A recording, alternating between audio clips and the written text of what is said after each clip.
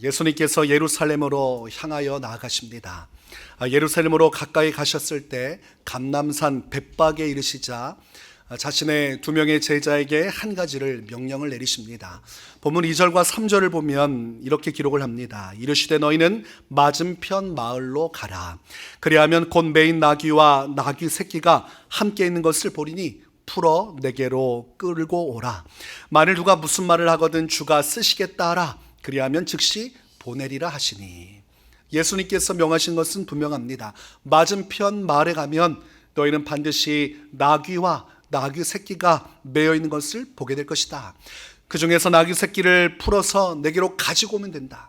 혹여 누군가가 막아서면서 이거 왜 가져갑니까? 라고 묻는다면 내가 시킨 대로 주가 쓰실 것입니다 라고 대답하면 그가 즉시 그것을 내어줄 것이다. 이 말씀은 참으로 받아들이기가 어렵습니다. 왜냐하면 직접 가서 나귀와 나귀 새끼가 있는 것을 확인하고 본 적이 없기 때문에 예수님과 함께 가다가 문득 하신 그 말씀대로 맞은편 마을에 간다고 해서 과연 있겠는가? 이런 의구심이 들 수밖에 없는 상황입니다. 그러나 이 제자 둘은 주님의 말씀을 따라 순종하여서 맞은편 마을로 갑니다. 그리고 갔더니 정말로 나귀와 나귀 새끼가 매어 있는 것을 보게 되죠. 아, 주님이 이것을 예비하셨구나. 그래서 나귀 새끼를 풀어서 가지고 가려고 하는데 그것을 막아서는 사람이 있습니다. 그래서 이 제자들이 주님이 말씀하신 대로 그대로 순종합니다. 이건 주님께서 쓰실 것입니다. 그래서 가져가는 것입니다. 그러자 그 사람들이 그것을 허락을 해줬습니다. 상식적으로는 이 모든 일들이 이해가 되기 어렵습니다. 그냥 그렇게 말을 한다고 나귀 새끼를 내어준다는 것이 받아들여지기는 어려운 것이죠. 그러나 그렇게 모든 일들이 순조롭게 진행이 됩니다. 마가복음 11장 4절에서 6절을 보면 이렇게 기록을 합니다. 제자들이 가서 본즉 나귀 새끼가 문 앞에 거리에 매여 있는지라. 그것을 푸니 거기 서 있는 사람 중 어떤 이들이 이르되 나귀 새끼를 풀어 무엇 하려느냐 하매 제자들이 예수께서 이르신 대로 말한데 이에 허락하는지라. 아무것도 알 수 없고 그저 주님의 말씀만 있었는데 그 말씀을 따라 순종하니까 정말 그 말씀대로 모든 일들이 순조롭게 진행되는 것을 보게 됩니다. 우리가 이것을 통해서 한 가지 교훈을 받게 되죠. 하나님 말씀대로 순종하면 불가능해 보이는 일들도, 예측할 수 없는 일들도 이렇게 형통하고 잘 되어질 수 있구나. 하나님의 능력은 나의 이성과 나의 경험 그 한계에 비추어 판단할 것이 아니라 그 이상 너머에 무언가가 있는 것이구나. 그것이 바로 하나님의 말씀에 순종하는 자에게 주시는 하나님의 응답의 역사하심이구나. 우리가 이것을, 이 작은 경험들을 통해서 중요한 교훈을 받게 됩니다. 오늘 예수님께서 왜 굳이 맞은편 마을로 이 두 명의 제자를 보내셨을까? 그리고 굳이 나귀도 아니고 왜 작은 나귀 새끼, 그 멍에도 맨 적이 없고 정말 작고 초라한 그 나귀 새끼를 가지고 오라 하셨을까? 차라리 백마를 가지고 와라, 차라리 마차를 가지고 와라. 그러면 뭔가 이걸 타고 위험을 나타내려고 하시는구나. 그럼 짐작이 될 텐데 엉뚱한 것을 명하셨고, 그럼에도 불구하고 제자들은 순종하여서 나귀 새끼를 기필코 가지고 왔습니다. 여러분, 예수님께서 왜 제자들에게 이해할 수 없는 명령, 나귀 새끼를 가져오라는 말씀을 주셨을까요? 그것은 한 가지, 하나님의 말씀을 성취하려는 목적이 있었기 때문입니다. 오늘 본문 4절과 5절은 그 의도를 기록을 합니다. 이는 선지자를 통하여 하신 말씀을 이루려 하심이라. 일러스되 시온 딸에게 이르기를 내 왕이 내게 임하나니 그는 겸손하여 나귀 곧 멍에 매는 짐승의 새끼를 탓도다 하라 하였느니라. 과거 예수님의 탄생하심, 그리고 그리스도의 사역, 그분의 죽으심과 부활하심에 대한 모든 것들은 이미 예언이 되어 있습니다.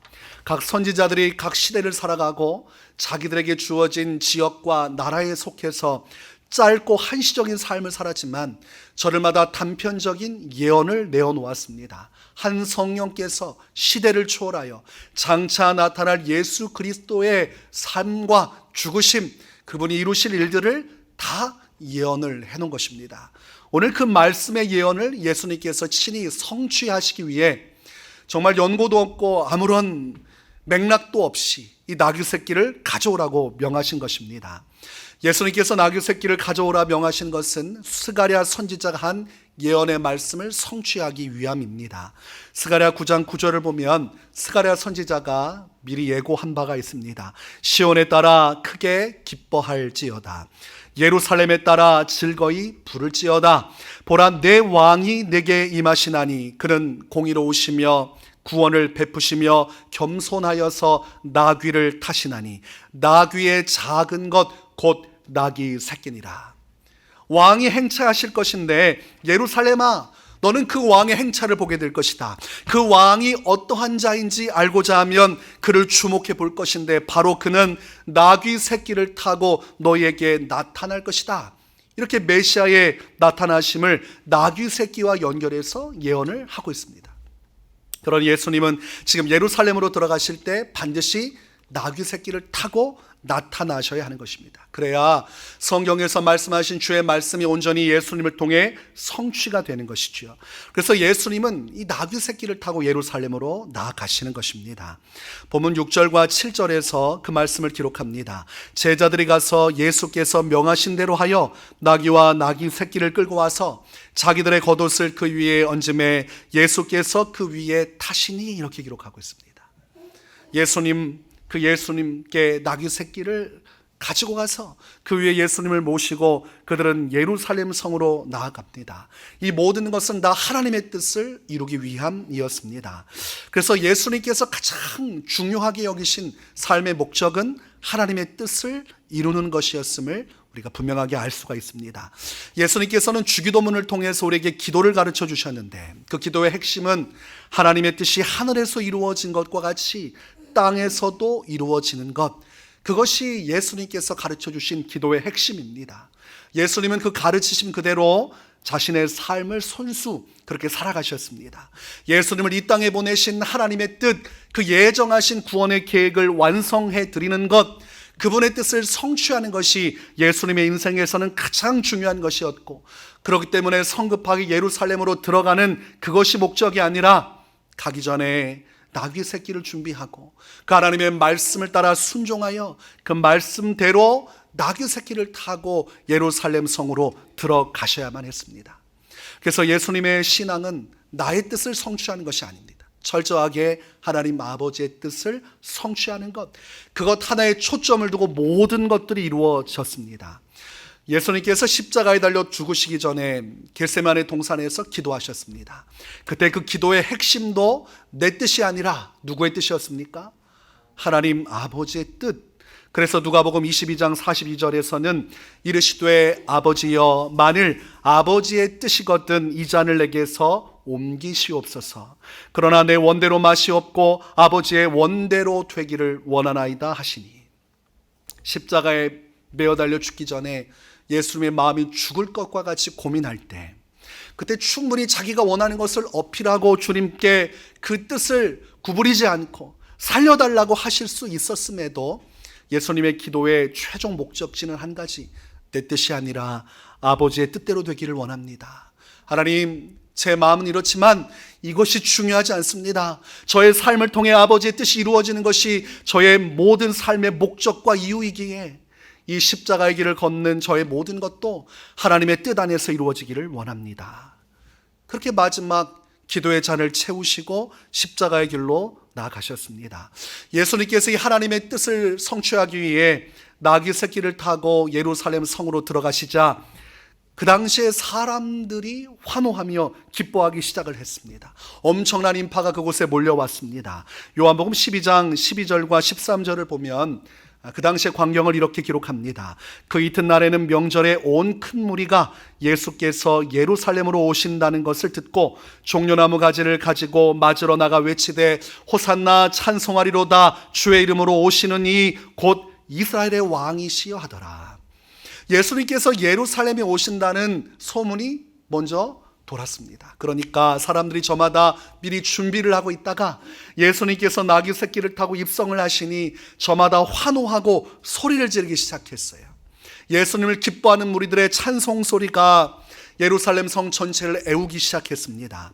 오늘 본문 8절과 9절을 보면 또한 이렇게 기록을 합니다. 무리의 대다수는 그들의 겉옷을 길에 펴고 다른 이들은 나뭇가지를 베어 길에 펴고 앞에서 가고 뒤에서 따르는 무리가 소리 높여 이르되 호산나 다윗의 자손이여 찬송하리로다 주의 이름으로 오시는 이여 가장 높은 곳에서 호산나 하더라. 예수님께서 나귀새길을 가는 그 길 앞서서 사람들이 자기들의 겉옷을 벗어서 길에다가 깔기 시작을 했어요. 오늘날로 하면 시상식 때 무엇을 깔아놓습니까? 레드카펫 밟아보신 적 있으십니까? 결혼하실 때 한 번쯤은 밟아보지 않으십니까? 이 레드카펫을 쫙 깔아놓으면 그때 그곳을 지나가는 사람이 주인공입니다. 모든 사람이 다 기쁨으로 환호하며 그곳을 지나가는 사람들에게 박수를 보내고 갈채를 보내는 것이죠. 오늘 예수님의 가시는 그 길에 사람들이 겉옷을 대신해서 그것으로 레드카펫을 깔아드렸어요. 저마다 누가 시킨 것도 아닌데 일사불란하게 겉옷을 땅바닥에 깔기 시작해서 수백 수천의 옷가지들이 길거리를 메우기 시작했습니다. 그리고 또 어떤 사람은 겉옷이 아니라 나뭇가지를 가지고 왔는데 마가복음 11장 8절을 보니까 많은 사람들은 자기들의 겉옷을 또 다른 이들은 들에서 벤 나뭇가지를 길에 펴며 나뭇가지를 들에서 베어서 그것을 또 쫙 깔아놓습니다. 그래서 예수님께서 맨바닥을 가지 아니하시도록 그분을 최대한 예우해서 그분의 이름을 높이기를 시작했어요. 그러자 이 찬송 소리가 무엇이라 울려 펴졌냐면 호산나 다윗의 자손이여 찬송하리로다 주의 이름으로 오시는 이여 가장 높은 곳에서 호산나. 이 소리는 엄청나게 큰 소리였고 이것은 예루살렘 성 전체를 흔들 만큼의 함성 소리였습니다. 얼마나 이 소리가 컸는지 본문 10절에 보니까 예수께서 예루살렘에 들어가시니 온 성이 소동하여 이르되 이는 누구냐 하거늘. 엄청나게 와 하면서 사람들이 호산나 외치고 엄청난 함성이 들리니까 마음의 준비도 없고 영문도 없이 예루살렘에 들어왔던 사람들이 너무 놀라서 그 함성 소리를 듣고 도대체 누가 왔길래 이렇게 온 사람들이 난리냐 묻기를 시작을 했습니다. 우리가 신약 성경에 보면 예루살렘에서 이와 같은 함성과 같은 엄청난 소동이 벌어진 일들이 앞서 있었습니다. 바로 예수님께서 메시아로서 이 땅의 왕으로 나타나셨을 때 그분의 탄생하신 이 소문이 돌게 되자 예루살렘 성이 소동하고 격동하기 시작을 했습니다. 마태복음 2장 2절과 3절을 보니까 이렇게 기록을 합니다. 유대인의 왕으로 나시니가 어디 계시냐? 우리가 동방에서 그의 별을 보고 그에게 경배하러 왔노라 하니 헤롯 왕과 온 예루살렘이 듣고 소동한지라. 난리가 났습니다. 성경에서 예언자들이 예언했고 장차 오시리라 한 메시아가 탄생하였다고 이 동방박사가 이야기를 하니 헤롯 왕은 분이 나고 두려움에 벌벌 떨면서 소동하고 예루살렘은 메시아가 탄생했다는 이야기로 난리가 났습니다. 어디서 났으며 누가 메시아인가? 그렇게 온통 예루살렘 전체를 가득 메우는 소동이 벌어졌는데 그 어린 갓난아기로 태어나신 예수님께서 이제 장성한 사람이 되어서 하나님의 나라 천국의 영광, 속주의 영광을 이루기 위해서 지금 예루살렘으로 다시 들어가십니다. 그러자 사람들이 또한 과거와 같이 격동하고 소동이 벌어지기 시작을 했습니다. 당시의 조사 자료에 의하면 그 당시 6월절 행사 기간에 운집했던 사람들의 숫자를 270만 명 정도로 봅니다. 어마어마한 숫자의 사람들이 그곳에 군집해서 그들이 예수 그리스도의 이름을 송축하면서 호산나 다윗의 자손이여 찬송하리로다 외치니 여러분 그 소리가 얼마나 대지를 흔들었겠습니까? 그때 이들이 강조한 것은 다윗의 자손 예수를 찬송하는데 여러분 다윗의 자손이라는 것은 한 가지입니다. 바로 다윗의 자손으로 오시기로 한 메시아가 바로 이 예수 나귀 새끼를 타고 모든 이들의 관심을 받고 오는 자가 바로 메시아라고 사람들이 인정하고 찬양하기 시작한 것입니다. 물론 모든 사람이 다 예수님을 메시아로 받아들인 것은 아니었습니다. 본문 11절에 보니까 무리가 이르되 갈릴리 나사렛에서 나온 선지자 예수라 하니라. 사람들이 누가 왔길래 예루살렘 성이 이렇게 야단법석입니까?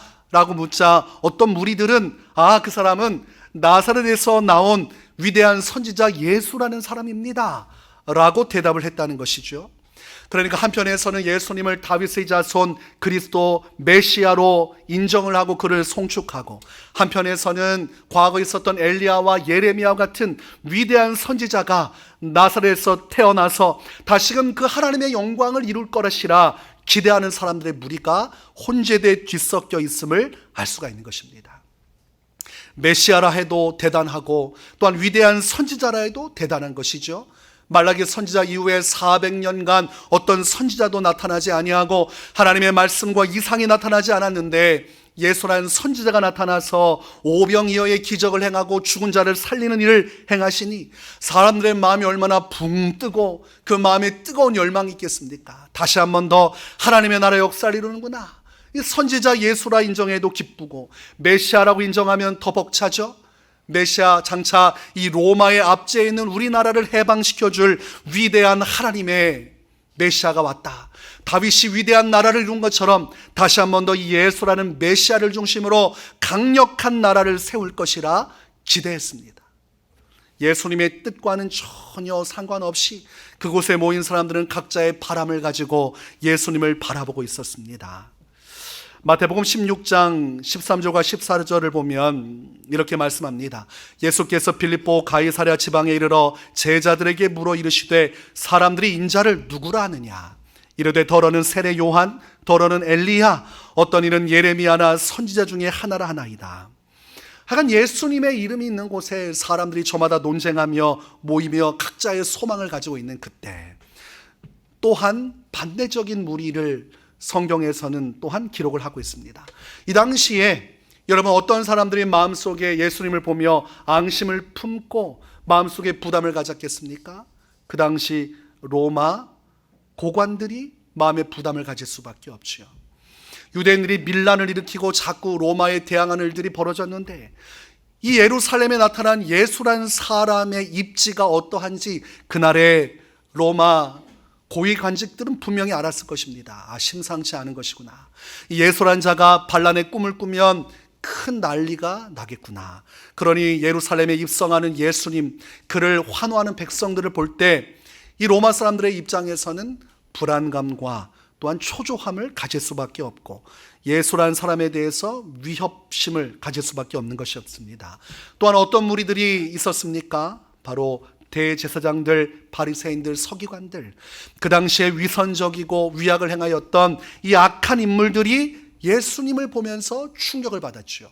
온통 다 예수를 따르는구나. 저 사람을 죽이지 않으면 우리가 곧 죽게 될 것이니 우리가 누리는 모든 영광을 저가 빼앗아 갈 것이요, 모세로부터 내려왔던 율법, 장로들의 전통 전체를 부정하는 저 이단이 우리의 종교와 우리의 믿음을 다 송두리째 뽑아낼 것이라는 확신을 갖게 된 것이 예루살렘 입성입니다.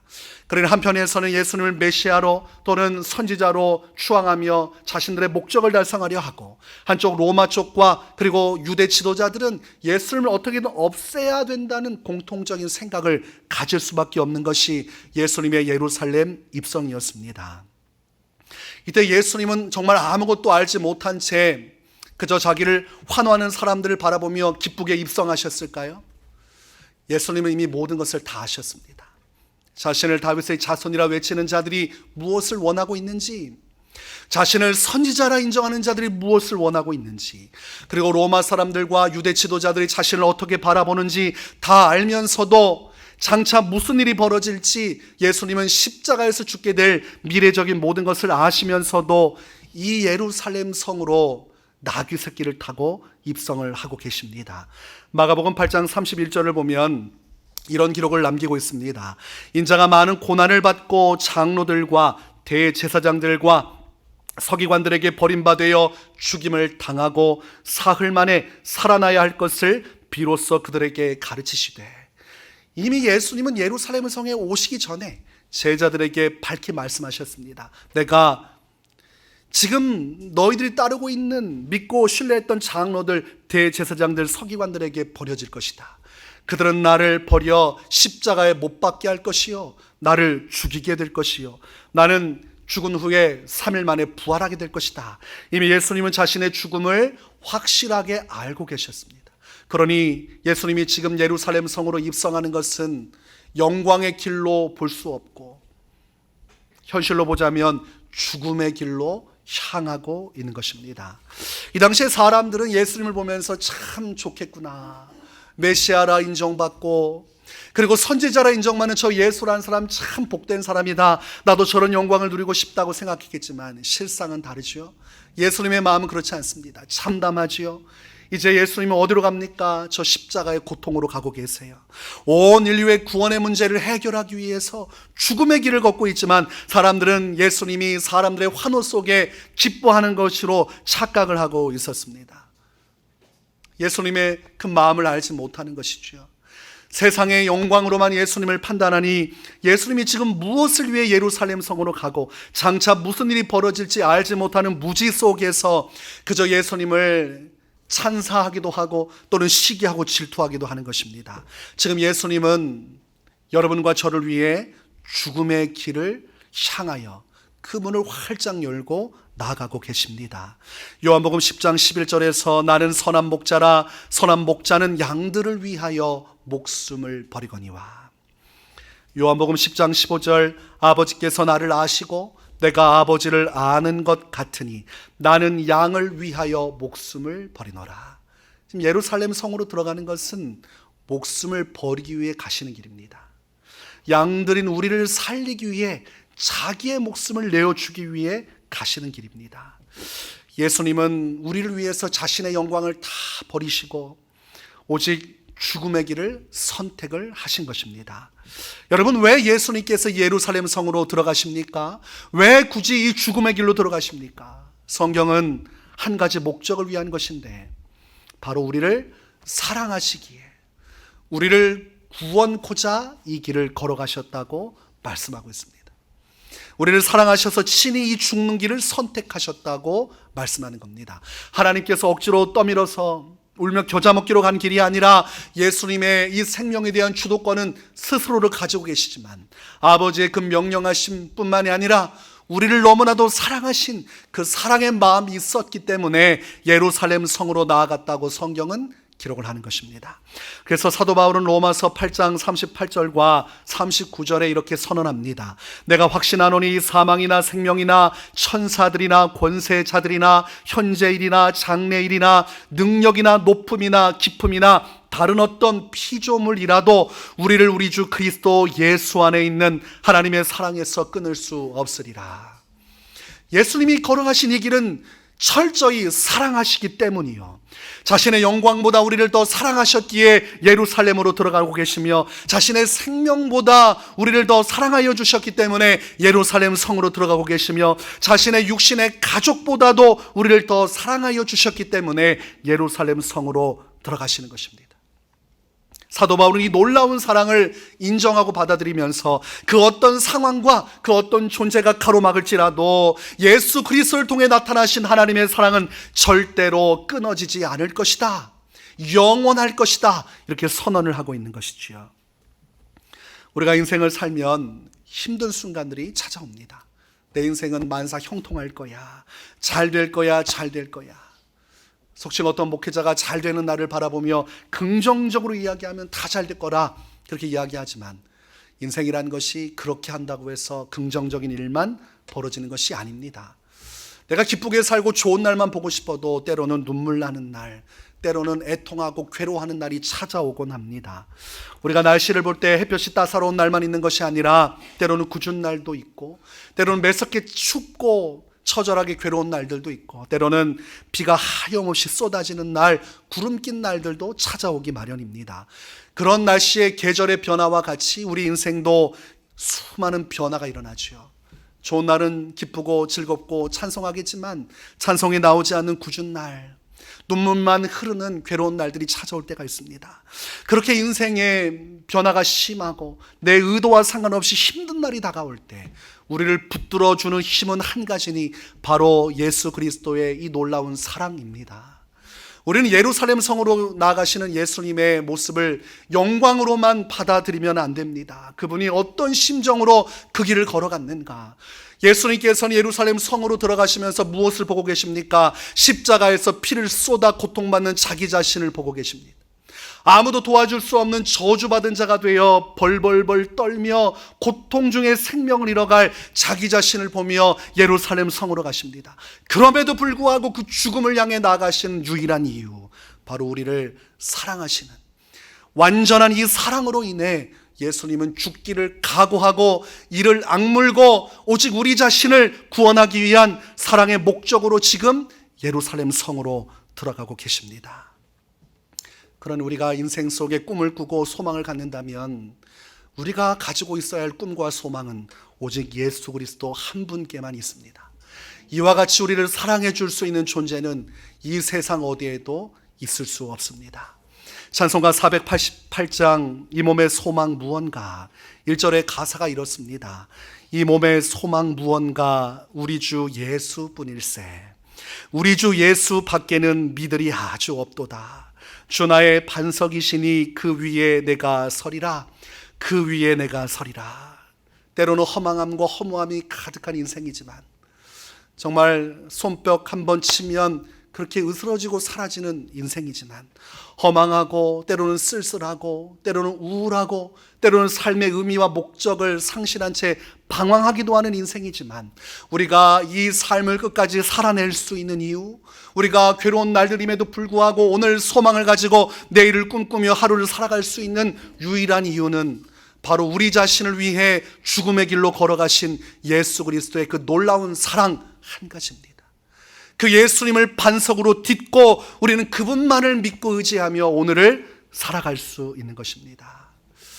여러분 인생에서 가장 소중한 분은 예수님 한 분이셔야만 합니다. 그것을 철저하게 깨닫게 해주시는 것, 바로 죽음의 길로 가시는 예수님의 모습입니다. 여러분이 고난주간 한 주간 예수님께서 어떠한 마음으로 이 예루살렘 성을 들어가시고 무엇을 위해 나가고 있는지 깊이 묵상하시기 바랍니다. 나를 사랑하시기에 모든 것을 결단하고 죽으러 가시는 예수님의 그 뒷모습을 보면서 내 삶의 의미를 다시 한 번 더 되돌아보고 내 삶이 어느 방향으로 나아가야 할지 더 깊이 묵상하시기 바랍니다.